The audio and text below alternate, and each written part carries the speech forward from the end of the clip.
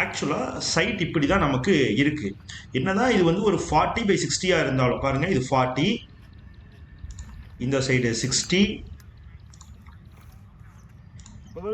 நார்த்லேயும் 60, வெஸ்ட்லேயும் 60. So எல்லா சைடும் 40/16 தான் கிளியராக இருக்குது. பட் இது 90 டிகிரியாக இருக்கணுங்கிற அவசியம் இல்லை. ஸோ இதோட ஆங்குலர் டைமென்ஷனை பார்த்தா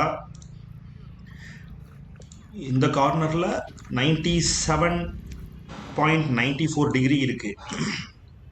சவுத்து ஈஸ்ட் கார்னரில், சவுத் வெஸ்ட் கார்னரில் 82 டிகிரியும், நார்த் ஈஸ்ட் கார்னரில் 82 டிகிரி, நார்த் வெஸ்ட் கார்னரில் 97 டிகிரி அப்படின்னு சொல்லி இப்படி ஒரு டிகிரி ஃபார்ம் ஆகுதுன்னு வச்சுக்குவோம்.